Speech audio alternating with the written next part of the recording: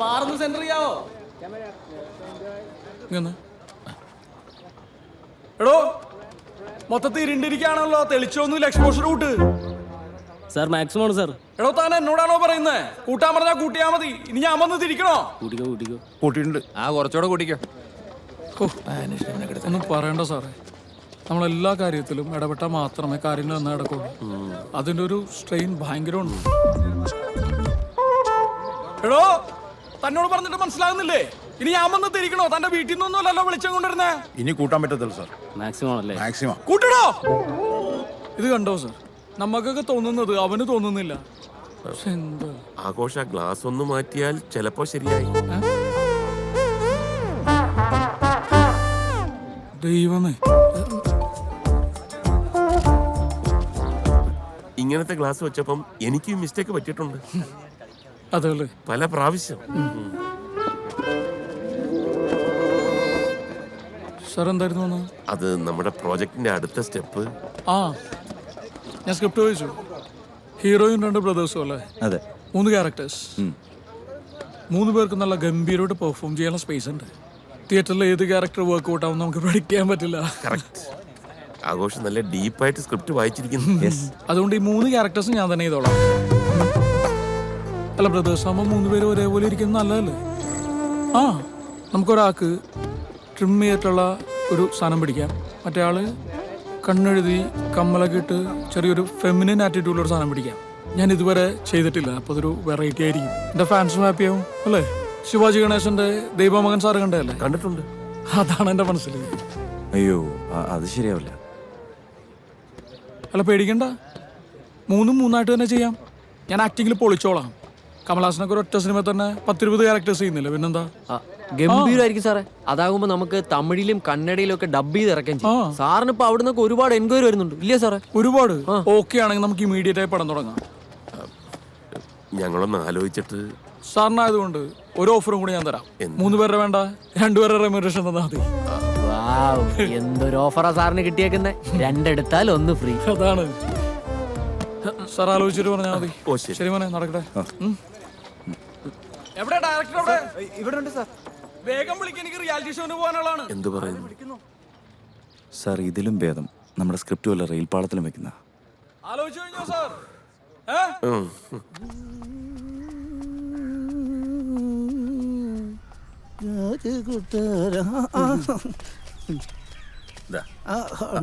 ഇത് വെള്ളമടിച്ച് കളയാനല്ല. അയ്യോ, മദ്യം കൈകൊണ്ട് തുടരില്ല സാറേ, 4 വർഷമായി.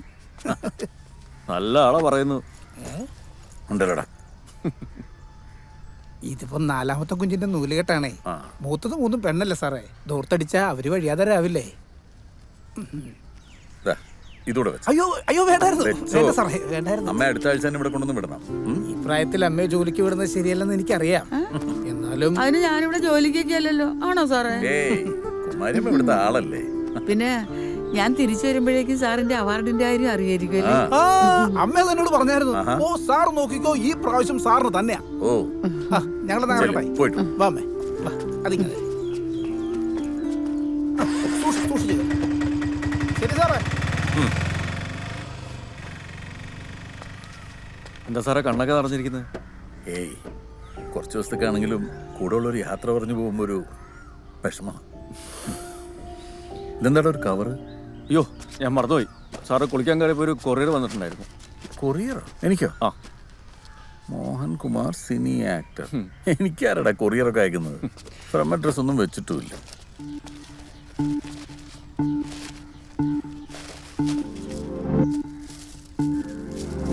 ഭയങ്കര ബിൽഡപ്പ് ആണല്ലോ സാറേ. കൊറിയർ അയക്കുന്നതിനേക്കാൾ പ്രയാസമാണ് അതൊന്ന് പൊട്ടിച്ചെടുക്കാൻ.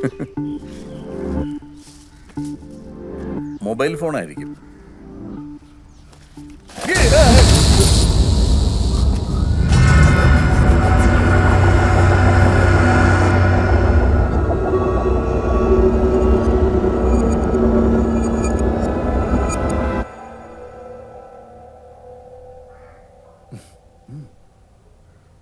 അപ്പൊ കോഴിത്തലയും ചീമുട്ടയും മന്ത്രത്തകിടുവാണ് പ്രശ്നമല്ലേ?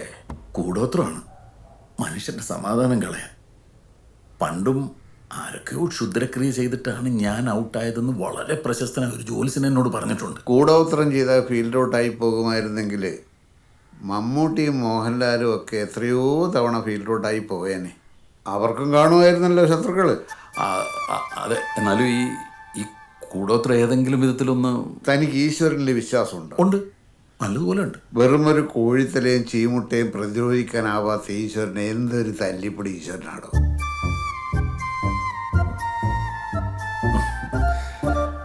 അത് ശരിയാ. തന്നിലെ കാർമേഘം പാതി പെയ്തൊഴിഞ്ഞ പോലെ തോന്നുന്നു. ഒരു പദവി, അംഗീകാരം തന്നെ തേടി വരുന്നത് പോലെ. അത് തന്നിലേക്ക് എത്തിയാൽ താൻ പിന്നെ പുതിയൊരാൾ പിടിച്ചാൽ കിട്ടില്ല.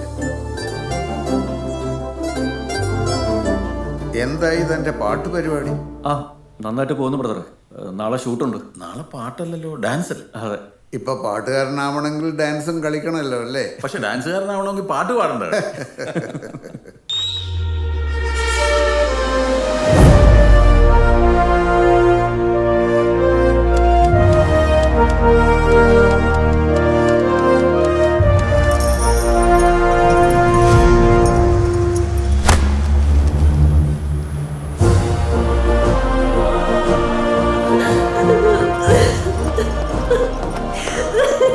ഇംഗ്ലീഷുകാരാണ് കൊണ്ടുപോകുന്നത്.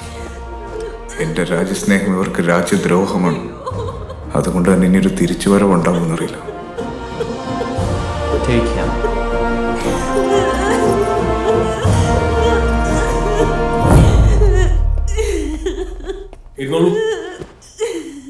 ഗുഡ്,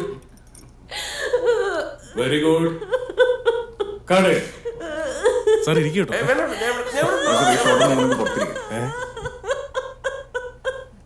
കഴിഞ്ഞു കഴിഞ്ഞു. കൊള്ളാം, സംഭവം കിട്ടി. ആരെങ്കിലും ഉണ്ടോ? ഒന്നൊന്ന് പറഞ്ഞു കൊടുത്തേ, ഒന്ന് വിളിച്ചോണ്ട് പോയി. It's okay, we got it. ഞാൻ പുറത്തിരിക്കാം. മതി മതി, നിർത്തിക്കോ. എങ്ങനെയുണ്ടായിരുന്നു? ആർക്കും മനസ്സിലായില്ല. ഇല്ല, ഈ ഫോണിൽ ഞാൻ നന്നായിട്ട് ഷൂട്ട് ചെയ്തിട്ടുണ്ട്. ഇത് സോഷ്യൽ മീഡിയയിൽ ഇട്ടാ വൈറലാവുന്നുള്ള കാര്യം ഉറപ്പാ. നല്ല മൈലേജും കിട്ടും, കുറെ ഫാൻസും കൂടും.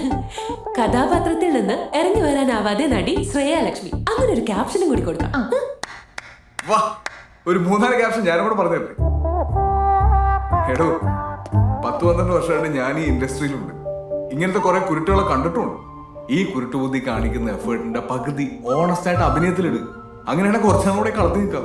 സോറി സർ, വേറെ ആരോടും പറയല്ലേ. ഞാനായിട്ട് ആരോടും പറയില്ല, പക്ഷെ ഇത് ആർക്കും മനസ്സിലായിട്ടില്ല. ശരി, വേണ്ടായിരുന്നു. നമസ്കാരം. ഈ സോഷ്യൽ മീഡിയ വന്നതിന് ശേഷമുള്ള ചില ഏടാകൂടങ്ങളല്ലേ വൈറലാവുന്ന. ഇപ്പൊ ചിലരുടെ വയറ്റിപ്പഴപ്പ്. പ്രാവശ്യം ഞാൻ വായിച്ചു. ഗംഭീര സ്ക്രീൻ പ്ലേ ആണ്. എനിക്കിത് ഭയങ്കരമായിട്ട് ഇഷ്ടപ്പെട്ടു. അത് പറയാനാണ് ഞാൻ വിളിപ്പിച്ചത്. ഇതില് 3 ക്യാരക്ടേഴ്സും അടിപൊളിയാണ്. 3 രീതിയിൽ പെർഫോം ചെയ്യാനുള്ള. ഞാനേതാ ചെയ്യേണ്ടതെന്ന് പ്രകാശ് ചേട്ടൻ ഡയറക്ടറോട് സംസാരിച്ചിട്ട് പറഞ്ഞാൽ മതി. Thank you Asif. ഈ പ്രോജക്റ്റ് എന്റെ കച്ചിത്തുരുമ്പാ. ഹേ പ്രകാശ് ചേട്ടാ, വെറും മണി മേക്കിംഗ് അല്ല, സിനിമയോട് സ്നേഹമുള്ളതുകൊണ്ടാണ് നിങ്ങളുടെ കണ്ണിപ്പ് ഇങ്ങനെ നിറയുന്നത്. നമുക്കൊരു ജൂൺ ജൂലൈ എന്നുള്ള രീതിയിൽ തുടങ്ങിക്കളെ പോരെ? എൻ്റെ റെമ്യൂണറേഷനും കാര്യങ്ങളെ പറ്റി ഒന്നും സാർ ഇപ്പോൾ ബോധർ ചെയ്യണ്ട.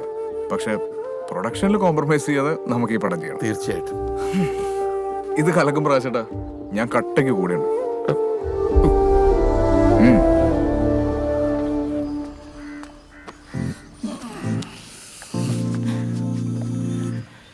നമ്മളിങ്ങനെ ഫുൾ ടൈം ഒരുമിച്ച് കിടക്കുന്നതുകൊണ്ട് ആളുകൾ അതും ഇതൊക്കെ പറയും. ഏതെങ്കിലും മീഡിയ ചോദിച്ചു കഴിഞ്ഞാൽ ബ്രദർഹുഡ് റിലേഷൻ ആണ്, എനിക്ക് നീ എൻ്റെ സിസ്റ്ററിനെ പോലെ എന്ന് പറഞ്ഞാൽ മതി. അല്ലെങ്കിൽ നമ്മുടെ രണ്ടുപേരുടെയും കരിയറിനെ അത് ഭയങ്കരമായിട്ട് ബാധിക്കും. മീറ്റിംഗിലാന്ന് ഞാൻ പറഞ്ഞായിരുന്നു. Sorry sir. സോറി എന്തിനാ പറയുന്നത്? ഞങ്ങൾ ബ്രദർഹുഡ് റിലേഷൻ അല്ലേ? അതെ സാറേ, ഒരു മിനിറ്റ്. അത്യാവശ്യം സോറി. പ്രൊഡക്ഷൻ കൺട്രോളർ വിളിച്ചിരുന്നു.